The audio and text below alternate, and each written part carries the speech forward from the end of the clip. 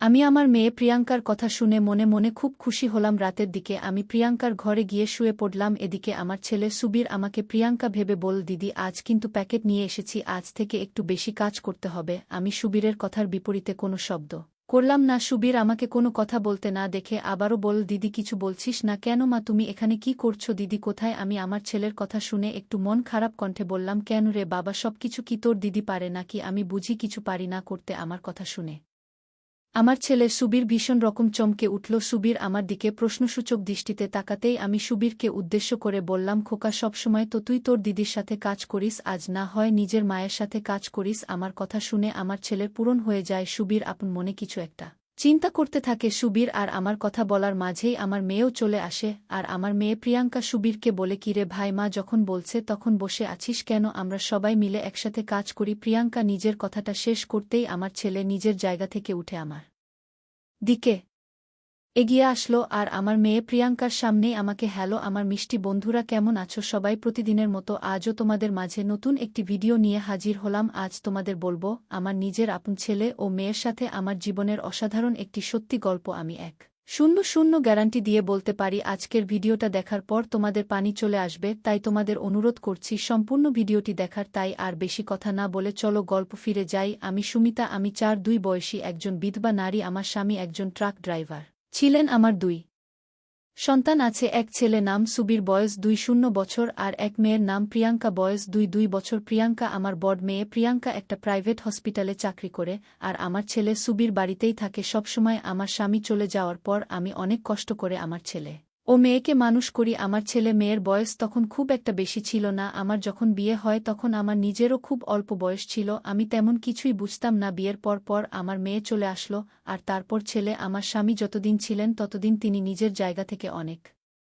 চেষ্টা করেছেন আমাদেরকে ভালো রাখার জন্য, তবে তিনি সত্যিকার অর্থে আমাদের ভালো রাখতে পারেননি। আমি নিজেও কখনো আমার স্বামীকে তার দুর্বলতা সম্পর্কে বলিনি, কারণ আমি নিজেও কখনো আমার স্বামীর মনে আঘাত দিয়ে কিছু বলতে চাইনি। আমার স্বামীর একটু বয়স বেশি ছিল, আমি মাঝে মাঝে মনে ভাবতাম যে আমি হয়তো নিজের জীবনে অনেক ভুল করেছি, তা না হলে আমি কখনো এমন বয়স্ক লোককে বিয়ে করার কথা চিন্তাও করতে পারি না। মাঝে মাঝে ইচ্ছেও করত আমার স্বামীকে ছেড়ে দিতে, তবে সন্তানের কথা ভেবে আর ছাড়া হয়নি। তবে আমার মাঝে সবসময় বিশ্বাসটা কাজ করত। দেখতে দেখতে সময় চলে যেতে লাগলো। একদিন আচমকা আমার স্বামী নিজেই আমাদের ছেড়ে চলে যায়। আমার স্বামী চলে যাওয়ার পর আমি ভীষণ রকম একা হয়ে যাই। আমার কোনো কিছুই কেন যেন ভালো লাগতো না। আমি রোজ রাতের স্বপ্ন দেখতাম আমার জন্য এক রাজকুমার আছে, কিন্তু সেই রাজকুমারটা আসলে কে সেটা আমি জানতাম না। রোজগার মতো আজও আমি দুপুরে রান্না করছি, এমনিতেই এখন খানিক গরম পড়েছে, তার উপর রান্না করতে আসলে আমি এমনিতেই ঘেমে যাই। আমি রান্না করতে করতে ঘেমে একদম ভিজে গেছি। আরও কিছু সময় রান্না করার পর আচমকা আমার কেন যেন মনে হলো আমাকে কেউ দেখছে। আমি পেছন ফিরে তাকাতে দেখতে পেলাম আমার ছেলে সুবীরকে। আমি সুবীরকে রান্নাঘরে দেখে খানিক অবাক হলাম, আর তাকে জিজ্ঞেস করলাম, কিরে খোকা, এখানে কি করিস? কিছু কি বলবি? আমার কথা শেষ হতেই সুবীর আমাকে বলল, মা তুমি তো একদম ঘেমে ভিজে গেছ, আমি কি তোমার সাথে কাজ করব? আমি দেখে বললাম, না খোকা, আমি নিজেই কাজ করতে পারবো, তুই গিয়ে পড়াশোনা করে। সুবীর আমার কথা শেষ হতেই আমার দিকে খানিক এগিয়ে আসছিল, আর আমাকে বলল, মা এখন আমি পড়ব না, তো আমাকে একটু সাহায্য করব?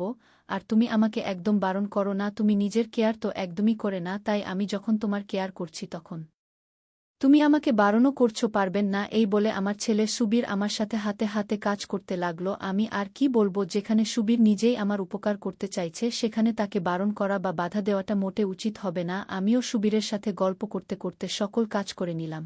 সকল কাজ শেষ করে আমি চলে গেলাম স্নান করতে। স্নান করে নিজের ঘরে এসে ফ্রেশ হয়ে নিয়ে খাবার খেয়ে নিলাম। সন্ধ্যার দিকে আমার মেয়ে প্রিয়াঙ্কা হসপিটাল থেকে বাড়ি ফিরল। প্রিয়াঙ্কা বাড়ি ফেরার পর বেশিরভাগ সময় আমার ছেলে সুবীরের সাথে আড্ডা দিয়ে সময় কাটায়।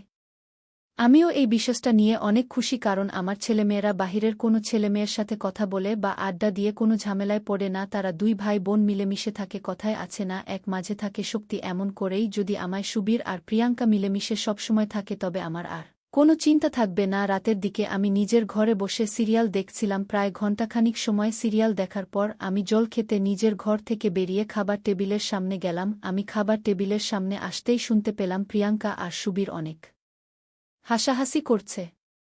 আমি তাদের ভাই বোনের এমন হাসাহাসির কারণটা কি সেটা দেখার জন্য প্রিয়াঙ্কার ঘরে উকি মারতেই যা দেখতে পেলাম তা দেখার জন্য আমি মোটেও প্রস্তুত ছিলাম না। আমি একদম অবাক হয়ে গেলাম। আমি দেখতে পেলাম আমার মেয়ে প্রিয়াঙ্কা আর আমার ছেলের কাজ করছে আর হাসাহাসি করছে তাদের দুই ভাই বোনকে এমন করে কাজ করতে দেখে আমার জল চলে আসলো। আমি সারাদিন একা বাড়িতে থাকি, একা বাড়িতে থেকে আমি বোর হয়ে যাই, তাই পাশের ভাবির সাথে গিয়ে আড্ডা দেই। রাতের বেলা ঘুমোতে যাওয়ার আগে অবধি টিভি দেখতে থাকি, এতে করে আমার মন মেজাজ পুরো খিটখিটে হয়ে যায়।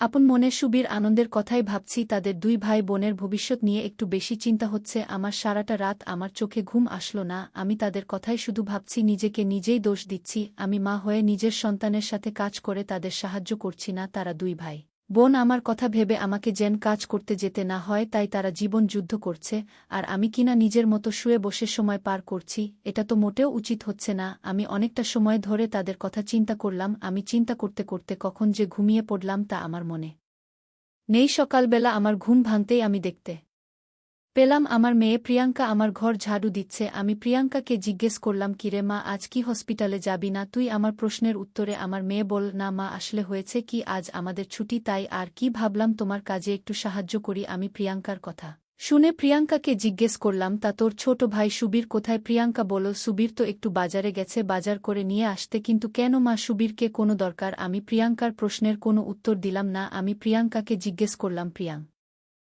তোকে একটা কথা জিজ্ঞেস করার ছিল, তুই আমাকে সত্যি বলবি তো সব? আমার প্রশ্ন শুনে প্রিয়াঙ্কা খানিক অবাক হয়ে গিয়ে আমাকে বলল, হ্যাঁ মা, বলো কি কথা, আমি সত্যিটাই বলবো তোমায়। আমি এবার প্রিয়াঙ্কা আর সুবীরের গতকাল রাতের ঘটনা জিজ্ঞেস করলাম। প্রিয়াঙ্কা প্রথমে আমাকে সত্যিটা বলতে না চাইলেও আমি জোর করার এক পর্যায়ে আমার মেয়ে আমাকে সব সত্যি কথা বলল। আমি প্রিয়াঙ্কার সব কথা শোনার পর প্রিয়াঙ্কাকে বললাম, ঠিক আছে, আমি বুঝতে পেরেছি সব, কিন্তু এখানে একটা কথা হচ্ছে যে তুই তো জানিস আমি সারাদিন বাড়িতে বসে থেকে বোর হয়ে যাই। আমি গতকাল তোদের কাজ করতে দেখে আমারও খুব ইচ্ছে হয়েছে যে তোদের সাথে কাজ করতে, কিন্তু আমি সুবীরকে এই কথাটা বলতে পারিনি। এখন আমি কি করব সেটা বল। আমার কথা শুনে প্রিয়াঙ্কা খানিক চিন্তায় পড়ে গেল। প্রিয়াঙ্কা নিজেও বুঝতে পারছে না সে কি বলবে, কারণ সুবীর তাকে আগেই বলেছে যে মাকে কোনো কাজ সে করতে দিবে না। প্রিয়াঙ্কা কিছু সময় আপন মনে অনেক কিছু চিন্তা করল। তারপর প্রিয়াঙ্কা আমাকে বলল, ঠিক আছে মা, তুমি যখন বসে থাকতে পছন্দ করো না, কাজ করতে চাও, তখন আমি ভাইকে বলে ব্যবস্থা করব সব। এই বলে প্রিয়াঙ্কা চলে গেল নিজের ঘরে। আমি আমার মেয়ে প্রিয়াঙ্কার কথা শুনে মনে মনে খুব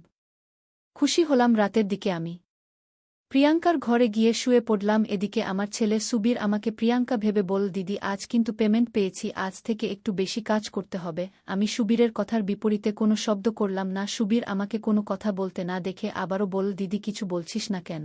বন্ধুরা, ভিডিওর মাঝখানে একটা কথা বলতে চাই। আমি তোমাদের আনন্দ দেওয়ার জন্য খুব কষ্ট করে ভিডিও বানাই, তাই তোমাদের কাছে অনুরোধ থাকবে অবশ্যই এই ভিডিওটি দেখে একটি লাইক করবে এবং সামিয়া ব্লগ চ্যানেলটি সাবস্ক্রাইব করে পাশে থাকবেন। কথা বল, আচ্ছা কথা বলতে হবে না, তাড়াতাড়ি চল, লেট হয়ে যাচ্ছে। এই বলে সুবীর আমার হাত ধরতেই আমাকে দেখে খানিক চমকে উঠল। সুবীর আমাকে দেখে আমাকে প্রশ্ন করল, মা, তুমি এখানে কি করছো? দিদি কোথায়? আমি আমার ছেলেদের কথা শুনে খানিক মলিন কণ্ঠে বললাম, কেন রে খোকা, সবকিছু কি তোর দিদি পারে নাকি? আমরা বুঝি কিছু পারি না করতে?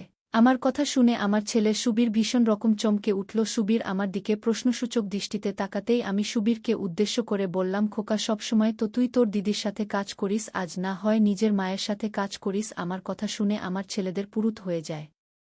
সুবীর আপন মনে কিছু একটা চিন্তা করতে থাকে। সুবীর আর আমার কথা বলার মাঝেই আমার মেয়েও চলে আসে, আর আমার মেয়ে প্রিয়াঙ্কা সুবীরকে বলে, কিরে ভাই, মা যখন বলছে তখন বসে আছিস কেন? আমরা সবাই মিলে একসাথে কাজ করি। প্রিয়াঙ্কা নিজের কথা শেষ করতেই আমার ছেলে নিজের জায়গা থেকে উঠে আমার দিকে এগিয়ে আসলো, আর আমার মেয়ে প্রিয়াঙ্কার সামনেই আমাকে বলল, মা, তোমার তো বয়স হয়েছে, এখন তোমার বিশ্রাম করার সময়। এখন যদি তুমি আমাদের সাথে পরিশ্রম করো তবে সেটা কেমন দেখায় না বলো? আমি এবার সুবীরের উপর খানিক লেগে গেলাম। আমি সুবীরকে বললাম, কি বয়স হয় এছে আমার? আমি এখনও কাজ করতে পারব, আমার বিশ্রামের প্রয়োজন নেই। তুই আমাকে নিয়ে অনেক বেশি চিন্তা করিস, তাই তোর এমনটা মনে হচ্ছে। আমাকে আমার কাজটা করতে দে, তাছাড়া তোদের সাথে বসে কাজ করলে আমার নিজেরও ভালো লাগবে। আমার কথা শেষ হতেই প্রিয়াঙ্কা আমার সুবীরকে বলল, থাক ভাই, মা যখন এত করে বলছে তখন মায়ের কথা শোনো। সুবীর কিছু বলছে না। তারপর সুবীর নিজেও রাজি হল আর আমার সাথে কাজ করা শুরু করল। আমি সুবীরের সাথে কাজ করে খুব শান্তি অনুভব করছি। মনে হচ্ছে আমার মনের ভিতর থেকে এত বছরের অশান্তিটা দূর হয়ে যাচ্ছে। আমার মুখে হাসির রেখা দেখে আমার মেয়ে প্রিয়াঙ্কা আমাকে বলল, মা, তোমার হয়তো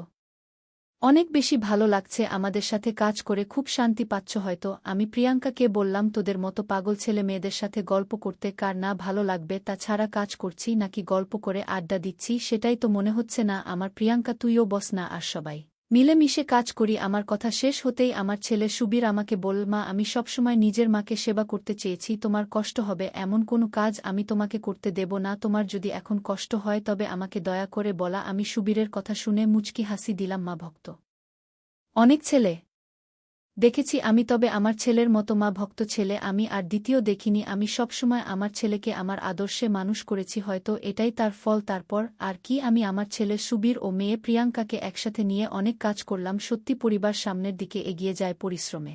আমি আমার ছেলেমেয়ের মতো ভালো সন্তানের জন্মে, এটা ভাবতেই আমার মনটা খুশি হয়ে যায়। বিধাতা আমার কপালে এত সুখ রেখেছেন, সেটা আমার প্রত্যাশার থেকেও অনেক বেশি ছিল। আমি সত্যি খুব খুশি। তো বন্ধুরা, এই ছিল আমার নিজের ছেলে ও মেয়ের সাথে আমার জীবনের একটি সত্যি ঘটনা। বন্ধুরা, আজকের গল্পটি যদি তোমাদের ভালো লেগে থাকে তাহলে অবশ্যই ভিডিওটিতে লাইক করতে ভুলবে না, আর এরকম নতুন নতুন গল্প পেতে আমাদের সামিয়া ব্লগ চ্যানেলটিকে সাবস্ক্রাইব করে পাশে থাকবে।